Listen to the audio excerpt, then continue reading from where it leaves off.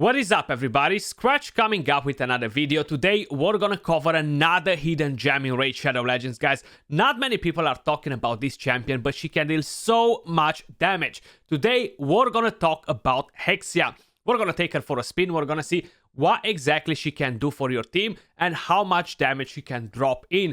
Now, before we move over to talk about all that, if you enjoy the music you hear in the video, guys, I partner up with Soundstripe. They have an amazing music library, so if you're a content creator, a music enthusiast, you're looking for a new playlist, definitely head over. The link will be in the description down below. Go and check them out.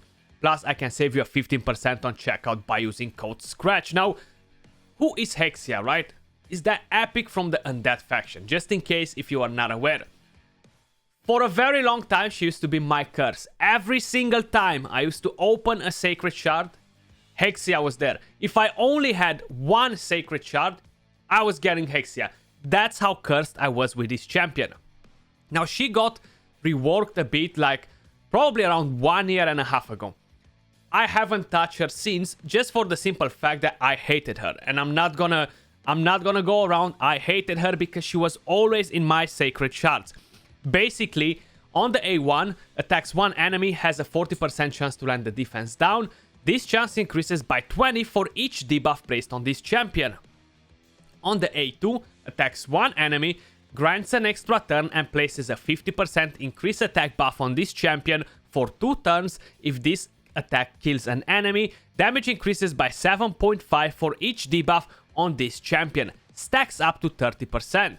The A3 attacks one enemy, heals the champion by 15%, the heal increases by 10 for each debuff, places a 30% increased speed buff on this champion for 2 turns, and the aura increases ally attacking faction creeps by 27%. If we're gonna have a quick look at multipliers, guys, just so you get an idea of what you can expect out of her.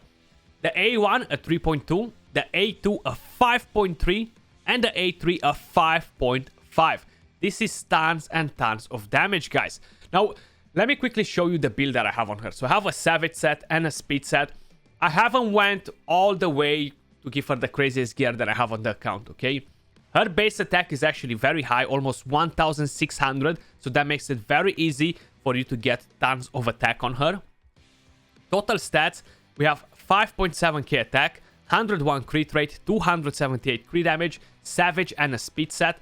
Masteries, we have offense and support 3. Now, because she is dealing more damage when she has debuffs on, I said, why not let me get Stoked to Fury? Let's get more damage when we have debuffs. And why not let's bring Gerbtek in here to give us the debuffs, you know? So his passive is going to give us even more damage. We're going to try him with and without, just so you guys can get an idea of what to expect. I went with the support 3 just to get a bit of accuracy to land that defense down if needed here and there. So that's the weapon that we have on her. That's the helmet. You see, I avoided to get more attack on her, just so you guys don't complain and say that Skratch, she only hits hard because of the gear, because that is not true. No attack on the gauntlet either. Like, damn, Skratch, you really went out of the way and avoided to get tons of attack on the champion. These are the boots. Attack ring, I haven't glyphed it either. Crit damage amulet and attack banner, I haven't glyphed that either. So she has a pretty high base attack. Her defense is not that great. Speed wise, she's okay-ish. She only gets 60 crit damage instead of 63 and only 14k HP. Fully booked, of course, but let me quickly take her in the dragon first and let's see what damage we're getting out of her there. So we're going on stage 23, guys. We have defense down, we have weaken, we're gonna have increased attack. Her aura doesn't do nothing. I just put her there just to be kind of like in the center of the spotlight, basically. How much damage you guys think she is going to do? She is 100% a hidden gem, guys. Not a lot of people are using her. She can be very solid for your faction war team. If you want to have fun with her in arena, she can do that job too. So let's put some buffs on the entire debuffs on the entire team, sorry. So now she has 3 debuffs. That gives her 7.5% multiply with 3 more damage. The mastery comes in play. Gerbtek's passive comes in play. That adds up a lot of damage. That adds up around 60, almost 60% damage, okay? So we're gonna start with this skill. The damage increases by 7.5 and grants an extra turn if we manage to kill an enemy. We're gonna attack... Who? Let's attack Lua right here. And we're gonna get 285k extra turn. Let's use this.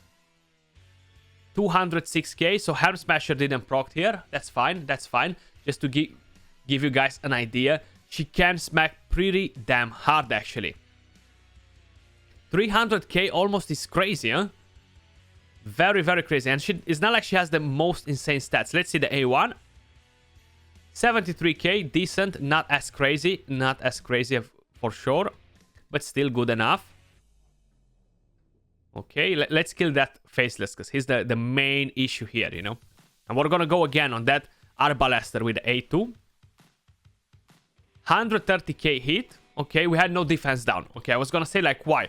And no debuffs on her either. So what we're gonna do now, I'm gonna take Gerptek out, and let's see without any debuffs what sort of damage we can get out of her like that, you know. And let's back out. Gerptek, get out of here. Get out of here. We just want to see Hexia without you. What she can do for our team. What sort of damage, you know? A lot of times people struggle with Faction Wars not having enough damage and stuff, you know? So there we go. We have that increased attack, defense down. Of course, you're going to get your extra turn. Why not?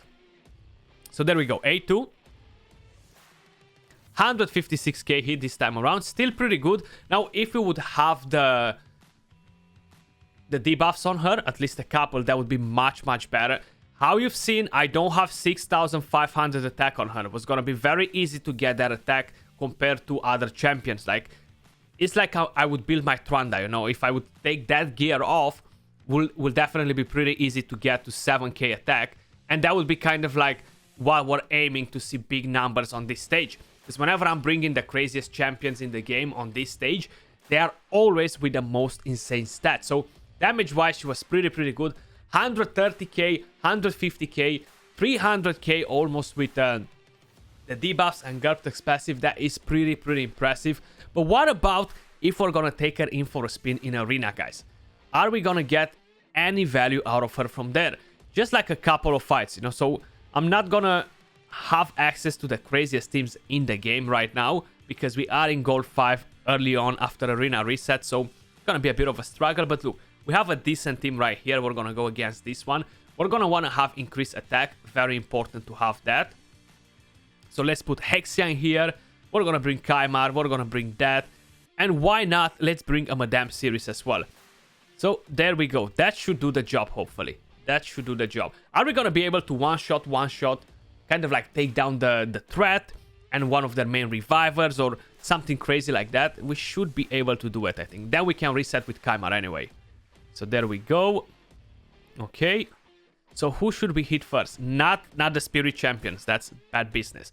So we're gonna go first on this one right here. So seems like she doesn't have defense down. That might be a bit of a problem. Hopefully it won't. No. Problem. What problem with 60k hit directly one-shot her like she didn't even exist there? Yeah. Juicy stuff for sure. Let's do it again. Hopefully we're not gonna get a weak hit. If we're gonna get lucky enough to don't get a weak hit... damn it. I had to jinx it. It's completely my fault. Okay, here we go. I'm gonna actually hit that Valk. Just because he's on full turn meter, he was gonna get that turn back. So now, let's try to do that. Another weak hit, damn it. Okay. That's why 4 snookers are not the best for Arena, guys. Too many Spirit Champions, honestly. Too many good Spirit support champions, you know. And none of them are magic. Like, we had Seal of the Drake right there, but she's not as common for Arena, honestly. But there we go. We finally managed to get a fight done. Hexia racking them down. Let me refresh to see if I can find something a bit more juicy. Okay, this looks a bit better. This looks much better. Now I do have a Rotos in there. I kind of need a double hitter in order to deal with that. But I'm actually gonna go for another refresh. Another refresh so I find a couple of more tanky teams. There we go. We have a Duchess, Mashald, Seer. That looks pretty decent. Or we have this with Dragstar, but no, we want to get that Duchess. Let's see what are we getting out of Hexia. Now, considering the attack and stuff that I have on her, I feel like they are pretty par on par with the other ones, you know. There we go, and this will be the final fight. The final countdown. Please don't weak hit.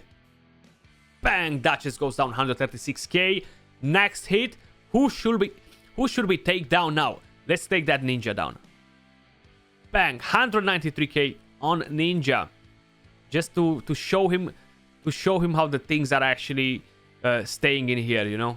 He cannot mess around with us. We're gonna take that seer down, gain the extra turn, and then we're gonna risk it for a chocolate biscuit and smack Mashald as well without getting a weak hit. 40 seconds in. Bang! Hexia destroying. She hits pretty damn hard. You've seen that 300k. Now you're gonna have to adjust the gear to your own level, whatever gear you have available. If you're gonna use her, let us know in the comments down below. If you had any fun with Hexia, is she doing the job that you needed her to do? But that was all for this video, guys. Much love, appreciate all of you guys watching, and I'll catch you all soon in the next one. Peace.